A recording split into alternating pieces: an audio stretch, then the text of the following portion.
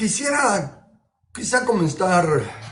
comenzar, mejor dicho, razonando el estudio. No quiero que en mi celo, por la verdad, provoque un pleito. Quisiera más que todo apelar a que razonemos. La Biblia no dice definitivamente el diezmo todavía se tiene que pagar en el Nuevo Testamento, ¿eh? Y tampoco dice el diezmo ya no se paga en el Nuevo Testamento. Son especulaciones de leer ciertas cosas como que cambiado el sacerdocio levítico, entonces también es necesario que se cambie las reglas del sacerdocio y todo. Pero yo a lo que quiero apelar es al hecho de que no lleguemos a una conclusión basada en ¿qué? En el abuso que muchos hacen del diezmo, basado en tanto mentira, ¿verdad? De que se hacen ricos unos cuantos predicadores y todo a expensas del pueblo y todo lo demás. Esas no deben de ser las causas que nos lleven a tomar decisiones, porque esas son reacciones a algo que miramos mal o algo que no miramos correcto, y entonces no es una ley como Guatemala. Guatemala tenemos un terrible problema, no hay leyes justas que establezcan una norma de vida, sino que son leyes reaccionarias, que están asaltando un moto, hacemos una ley contra los motoristas, reacción. Entonces esto es lo que pasa con el diezmo. Y especialmente una exhortación a los que se dedican a estar, va de hablar, ¿qué? Mal, en un sentido pues de que son ira, enojo, aunque fuera justificado. ¿Que hay personas que se aprovechan de la ignorancia del pueblo? Sí. ¿Hay personas que usan la piedad como fuente de ganancia? Sí. Pero esas personas no deben de ser nuestros patrones para hacer declaraciones. Entonces ya no hay que diezmar para que esos ladrones ya no roben. Tenemos que ir a los principios de la palabra. Mire, la Biblia dice, el pueblo es llevado cautivo por falta de conocimiento. Pero aclara también en Oseas 4:6 que la falta de conocimiento es que lo desecha. ¿Por qué gente es engañada a dar dinero? Vamos a limitarlo al diezmo porque eso es lo que se está discutiendo. Pero digamos, ¿por qué gente es engañada? Porque no escudriña las escrituras.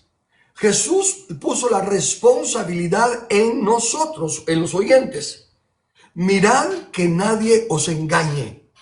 Entonces, si son engañados es porque no están acatando la exhortación de Jesús. No justifico en ninguna manera a los que se aprovechan de la ignorancia y están robando, pues vaya, le están robando a Dios, porque el diezmo no es de la gente que lo da. No es a mí, suponiendo que yo estuviera engañado y estoy dando mi diezmo, no es a mí el que me está robando, porque el diezmo no es mío. El diezmo es de Jehová. Eso lo vamos a ver hoy. Entonces, yo quiero llamar su atención. Como no hay una explícita que diga sí continúa en el llamado Nuevo Testamento, ni una explícita que diga no continúa en el llamado Nuevo Testamento, démonos cuenta que qué escrituras apoyan más su continuidad y qué escrituras apoyan más que no. Pero cuando digo apoyan más es que sean más claras. Por ejemplo, tal vez porque como nunca cuestionaba yo lo de diezmar o no diezmar, no tengo así un montón de versículos en la mente de que no se diezme, para decir que no se diezme en el Nuevo Testamento. ¿Por qué? Porque yo nunca lo he dudado. Sí, para mí el diezmo, como leí en la lección pasada, y quiero, eso sí quiero repasarlo una y otra vez. Dice, indefectiblemente diezmarás para que aprendas a temer a Jehová. Me agradaría, si alguno de los que está oyendo es de los que creen que ya no hay que diezmar, me agradaría oír su opinión. Me gustaría saber en qué se basa para decir que indefectiblemente sí sí llega a tener un fin, ¿verdad? Porque si indefectiblemente dice que sin excusa ni pretexto, pero si ya no continúa es que no es indefectible, sí tiene que parar. Entonces me gustaría, ¿ya? Y segundo lugar, que es para aprender a temer a Jehová. Vimos todos los textos que hablan del temor a Jehová, cómo son para nuestro beneficio. Entonces, ¿por qué algo que es para que aprendamos esa dicha de caminar en el temor de Dios y recibir todos los beneficios del temor de Dios, por qué ese algo lo vamos a considerar malo? O que ahí es donde entra mi cólera del Antiguo y Nuevo Testamento. ¿Por qué? Porque la excusa, la principal es que es del Antiguo Testamento, es del Antiguo Pacto. No. El diezmo no tiene nada que ver con el Antiguo Pacto. El Antiguo Pacto es la sangre de los corderos, es el sacrificio que se hacía para estar, como quien dice, un pagaré, como reconociendo tenemos una deuda, tenemos un pecado, y un día va a venir el verdadero cordero que él va a pagar la totalidad. Mientras tanto nosotros estamos pagando, ¿verdad? Estableciendo el pagaré. Pero el diezmo nunca ha sido presentado como una sustitución del sacrificio ni nada por el estilo. Entonces, mi llamada de atención es, como no hay un definitivo sí o un definitivo no, y otra cosa sumamente importante. Noten que los textos que hablan del diezmo no hablan de que sí se tiene que dar o no se tiene que dar. No hay ningún texto que argumente diciendo que no se debe dar. Todos los textos dan por sentado que el diezmo se está pagando. Lo que hablan, lo que se trata de corregir es la actitud o la forma en que se está diezmando. De ahí que yo comencé, y esa es mi fortaleza, poniendo premisas que se aplican al todo de la palabra de Dios, no solo al diezmo, sino que a todo estudio. Premisa fundamental tales como que la Biblia interpreta a la Biblia y que es la única fuente de verdad. Y voy a apelar hoy más fuertemente a lo que he venido enseñando casi en todos los TikToks. De una u otra manera termino mencionando lo aprendido de don Samuel Beberian, de que la Biblia dice cosas explícitas, y cuando es algo explícito no se tiene que cuestionar, ni se tiene que averiguar si es del Nuevo, del Antiguo, de lo que sea. Está explícito.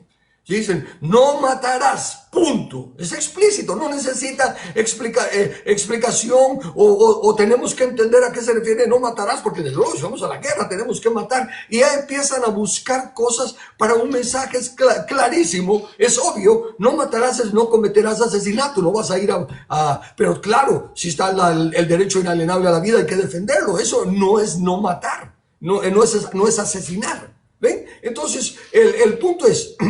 el tema del diezmo está explícito: indefectiblemente diezmarás.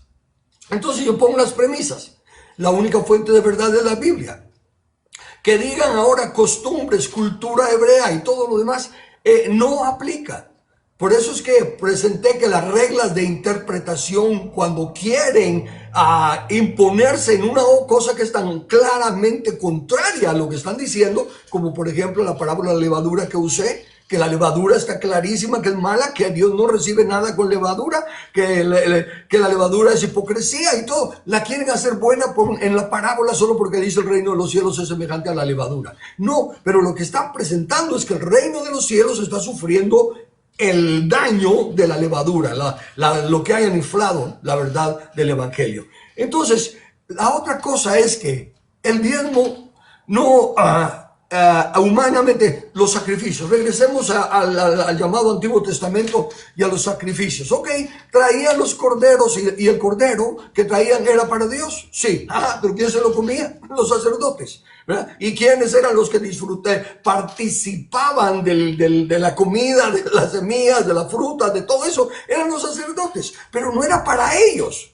Ellos eran los receptores, pero la gente se le contaba que traían este cordero para Dios, ¿verdad? En expiación por mi pecado. Que traían estas canastas de primicias para Dios, como reconocimiento de que las primicias son de Jehová. Pero todos se lo entregaban a los sacerdotes, levitas y arónicos. Y no había ningún conflicto en eso. ¿Por qué vamos a hacer conflicto ahora?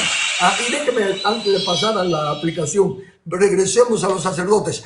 se recuerda de la clase de sacerdotes que eran aquellos que se acostaban con las mujeres a las puertas del templo, aquellos que aún antes de que se cociera la carne le llegaban y metían el tenedor para agarrar de la mejor carne para llevarla a los sacerdotes. O sea que estamos hablando de que ahí, si lo fuéramos a traducir a nuestros días, eran unos ladronotes que explotaban al pueblo y todo lo demás, pero era el sistema diseñado por Dios, y aunque estos sacerdotes fueran unos abusivos y violadores y de la carne y de todo lo demás, a la gente le contaba por una ofrenda dada a Dios, porque estaban obedeciendo una ley. Y ahí es donde queda en manos de ahora de los levitas, que van a darle cuenta a Dios, y ya vieron, murieron y todo lo demás, porque Dios los va a juzgar. Si lo traducimos en la misma modalidad hacia el Nuevo Testamento, hacia la actualidad nuestra, el diezmo es de Jehová. ¿Quiénes lo reciben? Los ancianos, los pastores, los que están a cargo de la obra. Pues no todos, pero puede haber algunos que sean como esos sacerdotes que agarraban la carne antes de que le quitaran la gordura y todo lo demás. Entonces ellos están robando a Dios, porque el diezmo es de Dios, no es de la gente, no es de las personas. Y entonces ellos son los que van a tener que darle cuenta a Dios, porque Dios no puede ser burlado. Pero si el pueblo se hubiera puesto a pelear con los levitas, y por lo malo que eran los levitas ya no hubieran llevado los diezmos al alfolí, hubieran caído en pecado ellos. Ahí entonces sí se aplicaría a ellos, ¿verdad? La nación entera me ha robado, porque no están trayendo los diezmos. Pero ellos siguieron llevando los diezmos y a los ojos de Dios eran reconocidas su ofrenda. Ok, es lo mismo hoy en día. Los que diezmamos, y no lo hacemos porque, ay, si no es que me van a acusar de que esto y que lo otro. No. Yo no diezmo así. Por la misericordia de Dios aprendí lo que dice la Escritura. Y yo quiero crecer en el conocimiento y el temor de Jehová. Porque ese es el principio de la sabiduría. Ese es con el temor de Jehová los hombres se apartan del mal. Yo quiero esa fortaleza de que el temor de Jehová sea real en mí, y que por lo tanto yo me pueda mantener limpio de todas esas contaminaciones y pecados. Y no ceso de dar el diezmo. De hecho, esto ya no tengo la suficiente base bíblica como para decir así se debe hacer, pero yo lo interpreto así para mí, lo que voy a decir ahorita, no lo del diezmo. Lo del diezmo, ahí están las pruebas que vamos a citar. Pero yo me refiero, aprendí con el correr del tiempo que no solo es dar mi diezmo, que en mi caso, oiga el énfasis que hago para que no parezca que estoy inventando doctrinas. En mi caso, yo llego a entender que el primer diezmo, recibo mi salario, recibo mi 100%, el primer 10% que saco es el que es para Dios. ¿Por qué? Porque sí tengo una base bíblica. Las primicias son de Dios. Entonces, si ese va a ser mi primer diezmo, ese va a ser mi primer pago, antes de pagar la luz, antes de pagar la renta, antes de pagar de comprar la comida y todo lo demás, mi primer 10% yo lo saco para la iglesia a la que pertenezco, que es lo que se identifica como en nuestros días la casa. Esa es otra cosa. El texto de Malaquías, que me voy a adelantar, no voy a leer todas las premisas porque ya las dije la semana pasada, pero lo único que estoy llamando su atención es a que yo estoy poniendo premisas que se aplican en todo, que las uso en todo. Esto de que lo explícito de la palabra no se cuestiona, eso no lo estoy diciendo hasta ahorita con el diezmo. Si usted ve hoy y ve en los otros estudios que tenemos aquí mismo en esta pantalla, yo siempre he dicho, la palabra de Dios habla explícitamente, de lo cual se deducen cosas implícitas y en otras guarda silencio. Y he aprendido que de lo explícito no tenemos ni que preguntar ni argumentar. Si está escrito claro y específica y explícitamente, solo me queda obedecerlo. De eso deduzco lo implícito. Si tengo que obedecer a esto, quiere decir que hay algo que no. Y con lo que guarda silencio, es del Antiguo o del Nuevo Testamento. Y lo que guarda silencio no especulo. ¿Ok? Esas son las tres cosas que hago en todo estudio de la Biblia, con todo tema de la Biblia. Así que no es solo del diezmo. Entonces, el texto que leí primeramente fue el de el diezmo es el principal instrumento para aprender a temer a Dios, les dije, y leí Deuteronomio 14, 22 y 23. Indefectiblemente. ¿Qué quiere decir? El diccionario de la Real Academia Española lo pone que no puede faltar o dejar de ser. ¿Se da cuenta? Yo no estoy argumentándole el antiguo, le estoy argumentando el hecho de que es una cosa explícita. ¿Qué razón tengo yo para decir, no, el diezmo sí es defectible, porque solo llegó hasta Malaquías y después de Malaquías ya no hay diezmo, ¿eh? O algo por el estilo, usando el concepto de que esos son los libros del Antiguo Testamento? Es indefectible, que no puede faltar o dejar de ser. Si puede faltar y dejar de ser, entonces no es indefectible. ¿Se da cuenta? Entonces, ese razonamiento tan sencillo, aquí tengo yo una base suficiente para mí. Porque como le digo, lo explícito no se contradice, se cumple. Entonces, si eso es lo explícito, lo implícito es que siempre va a permanecer, porque es indefectible. Y silencio de que con el nuevo sacerdocio, ya no va a haber sacerdotes arónicos, ya no van a haber levitas, entonces silencio de que con ellos se acaba el diezmo. Y aquí le tengo otro argumento, que desde ya se lo presento. Si vamos a otra ley, que también la uso mucho, la menciono mucho, así que usted va a dar cuenta que no estoy sacando cosas solo para defender el diezmo. La otra ley que tengo es la ley de la primera mención. Cuando se menciona algo o alguien por primera vez, dice que ahí está la esencia, el carácter que se va a mantener a lo largo de la Biblia, aunque ya no se volviera a repetir. Eso lo he venido enseñando y usted puede escuchar, como digo, un montón de versículos y prédicas donde he dicho lo mismo. No es simplemente que esté atacando el diezmo. Entonces, ¿cuál es la ley de la primera mención? Abraham dándole los diezmos, ¿a quién? A Melquisedec. ¿Y quién es Melquisedec? El sacerdote de Dios, ¿verdad? El sacerdote del Altísimo. Y él está antes de la ley de Moisés. O sea que el diezmo no es de la ley de Moisés, está desde antes. Y recuérdense que si nos saltamos a Hebreos, dice que Jesús como sacerdote según el orden de Melquisedec permanece para siempre. Consecuentemente, el diezmo sí es que no tiene fin. Porque aunque comenzó sin el sacerdocio levítico, terminó el sacerdocio levítico, pero continúa el de Melquisedec. Tú eres sacerdote para siempre, según el orden de Melquisedec. Ahí están argumentos que yo le puedo mostrar de si respetamos la Biblia. No si nos ponemos a escuchar todas las otras cosas que no tienen ninguna base bíblica explícita ni implícita, sino que lo están haciendo especulando en el silencio. Bien, el otro texto, porque dice el que le quería decir, recordemos que es Dios el que está hablando. No oiga ahorita al maestro que le cae mal. No oiga al pastor que usted sabe que se está enriqueciendo, engañando a la gente. Oiga al que lo está diciendo, ¿verdad? Es Dios el que está hablando aquí en Malaquías 3, versículo 10. Dice, traed todos los diezmos al alfolí y haya alimento en mi casa. Ahí ya tenemos una razón de por qué diezmamos. Que haya alimento en mi casa. Ok, en aquel entonces, otra vez, como era una sola nación, había un solo lugar, una sola casa de Dios, pongámoslo de esa manera, y había un solo sacerdocio para todos en la nación.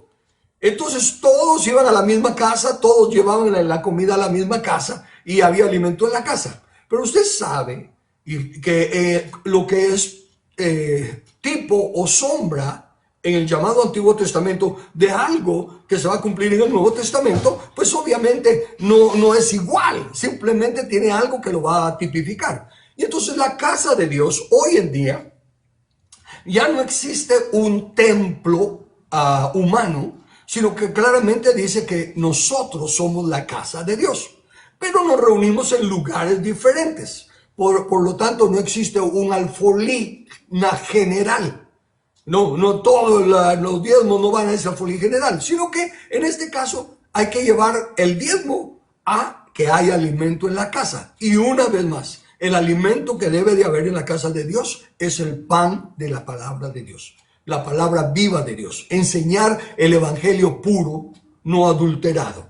Ese es el alimento que tiene que haber en la casa de Dios. Y la casa de Dios tiene que ser cada iglesia local. Y en lugar de los levitas, estamos los que gobernamos la iglesia, el grupo, el consejo de ancianos que administramos la iglesia, somos los que recibimos el diezmo. Pero el que lleva la cuenta de quién está diezmando es Dios. No es el que lo recibe. Y lo que nos comemos, por así decirlo, lo material, somos nosotros. Pero Dios lo recibe porque Él decidió. Así como la venganza la delegó a la espada del gobierno, así como la educación de los hijos la delegó a los padres, el recibir los diezmos los delegó a sus ministros, ¿verdad? Entonces, dése cuenta que el razonamiento es sencillo. No estoy inventándome doctrinas raras. Y ahora vengo otra vez. Si se trae todos los diezmos al alfolí para que haya alimento en mi casa. Yo voy. Ahora soy de los que recibe el diezmo. Pero por muchos años fui el que llevaba el diezmo. ¿Y con qué actitud? Yo estoy llevando el diezmo a la iglesia en la que me congregaba, ¿verdad? Y lo entregaba. Y escuche esto. El diezmo es de Jehová. No, y no le podemos pedir cuentas a Jehová. Yo sé, con toda la corrupción que hay, con todo lo malo que hay, dice así, ¿verdad? Que hay que fiscalizar y todo lo demás. Todo eso es por nuestro pecado, todo eso es por nuestra negligencia de realmente entregarnos al señorío de Cristo. La gran mayoría de creyentes se quedaron en cristianos carnales, como Pablo les llama. Cristianos que solo tienen un poquito de conocimiento de arrepentimiento, de obras muertas, de reconocer que necesitan a un Salvador, Cristo Jesús y todo, pero siguen carnalotes en su forma de pensar. Pablo dice, son niños. No les puedo hablar como espirituales, dice Pablo, porque no lo entienden. ¿Ok? Y entonces por eso es que existen todos los problemas. Pero bíblicamente no hay ninguna prueba ni ninguna razón de que se tenga que rendir cuentas del diezmo que se está usando. ¿Cómo lo administramos nosotros en la congregación? Nosotros vamos a darle cuenta a Dios. El consejo de ancianos somos los responsables ante Dios de qué hacemos con ese dinero. Si alguno de nosotros estuviera robando el dinero, nos va a ir mal. ¿Por qué? Porque Dios no puede ser burlado. Dios no puede ser burlado, pero no le da derecho a la congregación a requerir, dígame cómo están usando el diezmo, ¿no? Ese es el diezmo de Jehová. Usted no puede ponerse a requerir información de lo que es de Dios. Es como que si yo llego, o cualquier otra persona, viene una persona y me regala o me da para que yo administre 1000 quetzales, ¿verdad? Y viene otro, pero me lo manda con alguien, ¿verdad? Y viene ese alguien que me lo trae y me dice, bueno, ¿y cómo lo va a usar? Bueno, ya veré yo cómo lo uso. No, yo quiero saber si le va a dar buen uso. No tiene que preguntarme, no es de él. Él solo está haciendo el cartero trayéndome la plata. Así es en el llevar. Y óiganme, los que están dando diezmo, no se sientan engañados, obviamente. Yo estoy hablando en términos que son normales. Si se supiera que el pastor o los ancianos estamos vendiendo droga o haciendo algo así de esa índole, ¿verdad? Que definitivamente entonces ustedes pueden decir, ya no, yo no voy a entregar el diezmo del Señor para que estén haciendo eso, cuando hay pruebas de eso algo. Pero en todo caso, no deja de dar el diezmo. Entonces lo que usted ve, que si ahí no están trayendo pan, no hay alimento en esa casa, porque los ancianos, en lugar de estar enseñando la palabra, están engañando y están usando palabras solo proféticas y motivacionales para sacar la plata y todo. Entonces usted no debe ni siquiera ponerse a decir esos ladronotes y todo lo demás. Eso le compete a Dios, no a usted. Entonces usted lo que sí puede y debe hacer es llevar el diezmo a donde vaya a comprar alimento para la familia de Dios. En otras palabras, no se quede en una congregación en la que usted cree que están robándose el dinero pues para gastos indebidos, algo pecaminoso. Si usted cree que es algo pecaminoso que le afecta y todo, y no está recibiendo alimento, no está recibiendo la palabra de Dios sana, la doctrina sana y pura, váyase a otra casa, pero lleve el diezmo a la otra casa. Y esa es otra cosa. Y lo puedo decir con solvencia moral, porque por la misericordia de Dios, algunas personas a las que les hemos sido instrumento, les hemos servido en algo, en algún momento dice: yo quiero darle el diezmo a usted. Y con todo respeto y con toda paz y autoridad le decimos: no. El servicio que le prestamos, el consejo que le dimos, el ministerio que hicimos, de gracia recibimos, de gracia damos. Pero si usted es miembro de esa congregación, es allí donde usted tiene que llevar el diezmo, porque lo tiene que llevar a la casa donde usted está comiendo todos los días. Yo lo pongo de esta manera: el que es miembro de una congregación, hay desayuno, almuerzo y cena, ¿verdad? Pero si por X y Z razón nos topamos y da la oportunidad de ministrarle y ayudarle, es como que salió a comer a un restaurante. Pero tiene que regresar a la casa y mantener la casa donde se está recibiendo el alimento. Bueno, entonces, si Dios dice que traigamos los diezmos al alfolí, traed todos los diezmos al alfolí, y hay alimento en mi casa, esa es la orden a mí, porque yo también diezmo, definitivamente, aunque soy uno de los ancianos que recibo del diezmo, también tengo que diezmar, porque también soy miembro de la iglesia, también soy uno de los que tiene que someterse a Dios y reconocer que por medio de llevar mi diezmo, mi temor a Dios, porque quiero crecer en el conocimiento y la sabiduría de Dios. Ahora note en Levítico, capítulo 27, versículo 30. Y el diezmo de la tierra, y a propósito, la palabra tierra aquí es exactamente la misma que se usa en el principio, creó Dios los cielos y la tierra. O sea que no estamos hablando de la tierra nada más de un lugar. Puede usarse también, pero a lo que voy es: y el diezmo de la tierra es así de la... Y como repite, fíjese pues, y el diezmo de la tierra, así de la simiente de la tierra, como del fruto de los árboles de Jehová es cosa dedicada a Jehová. Entonces, ahora aquí ya le traigo otro texto. El diezmo de toda la tierra de Jehová es cosa dedicada a Jehová. Nunca ha sido para otra cosa. Nunca ha sido dedicado para el rey, para el pastor, para el presidente. No. El diezmo es de Jehová. Es cosa dedicada a Jehová. Entonces yo tengo ya dos textos explícitos que dicen: uno, que es indefectiblemente que hay que diezmar; dos, que el diezmo de toda la tierra es de Jehová, que es cosa dedicada a Jehová. Así que cambien los sacerdotes levitas, cambien los sacerdotes arónicos, cambien lo que les dé la gana, el diezmo sigue siendo de Jehová. Es cosa dedicada a él. Lo recibió desde antes de que hubiera pueblo de Israel, desde antes de que hubieran sacerdotes levíticos, lo recibió. El rey de Salem, el rey de paz, el sacerdote Melquisedec, que es nuestro Señor Jesucristo, que continúa, porque Él también es eterno, para siempre, es ese sacerdocio. Y fue el que comenzó. La ley de la primera mención me dice que el diezmo le fue dado a Dios y representado en Melquisedec, el sacerdote del Dios Altísimo. Y que Jesús continúa siendo ese sacerdote y continúa intercediendo por nosotros. Él continúa en un ministerio sacerdotal. Le vamos a dejar de dar el diezmo. Él no ha dejado de ser ministro. En cambio, los levitas y Aarón dejaron de ser cuando Dios quitó a Israel de en medio y estableció su iglesia. ¿Ok? Pero el sacerdocio de Melquisedec comenzó y todavía está vigente. Tenemos ahí entonces ya dos textos explícitamente diciendo que el diezmo es de Dios y que es indefectible. Una de la ley de la primera mención, que es con Melquisedec, que tiene continuidad en el otro Melquisedec.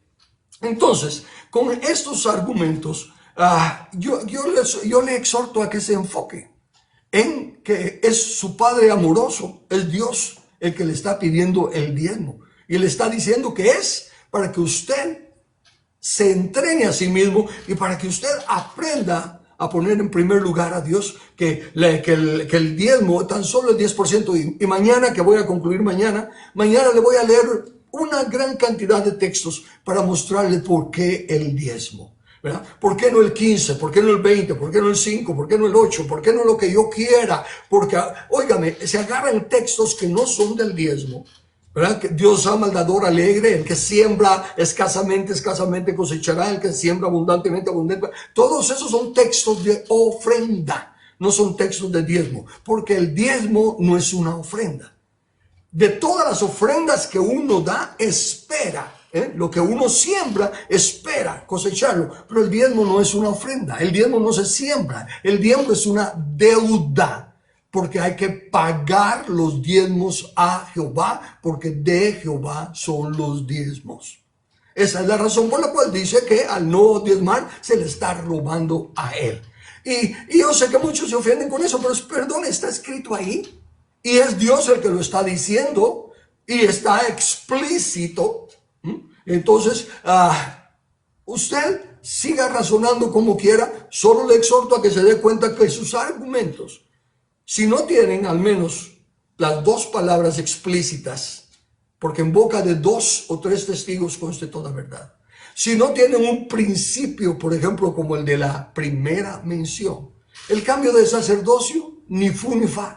Porque el diezmo comenzó antes del sacerdocio y continúa después de ese sacerdocio. Comenzó con Melquisedec y está continuando con Melquisedec. Y en los textos que leeremos mañana se va a dar cuenta que hay textos que sí implícitamente dicen que se sigue pagando el diezmo en el llamado Nuevo Testamento. Lo exhorto entonces a que se dé cuenta que si usted está reaccionando contra el diezmo por el mal uso que otros hacen, por el robo, por el engaño, por lo que sea, esa no es base bíblica para tomar decisiones. Y no hacer un juicio no es de nosotros, es de Dios, en ese sentido. A menos que me estuvieran robando a mí, entonces sí tengo que defender lo que es la mayordomía de lo que tengo. Pero si estoy cumpliendo con llevar mi diezmo al alfolí, a la iglesia en la que me congrego, descanso en que Dios juzgará a los ancianos por el manejo que estén haciendo del diezmo. Si se están aprovechando, bueno, no me afecta a mí, mientras yo reciba sana doctrina. Pero ¿cómo va a recibir sana doctrina si dice que lo están robando? Mire, dése cuenta que esa es otra cosa que también se tiene que entender. Lo que se juzga es el mensaje, no al mensajero. Como yo he dicho, el mismo diablo se puede parar detrás del púlpito, leer Juan 3:16, y si alguien cree, se salva. No es el mensajero el que cuenta, es el mensaje. Entonces, eso es lo que tenemos que juzgar, la profecía, no al profeta. Evalúese usted, examine su mente y su corazón, para que también, porque recuérdese que también nuestro corazón es engañoso, y si podemos encontrar una justificación para no tener que dar dinero, la agarramos, ¿verdad? Ok, voy a parar aquí y mañana que concluyo le voy a leer varios textos para mostrarle por qué el 10% es lo que Dios pide. Preguntas o comentarios.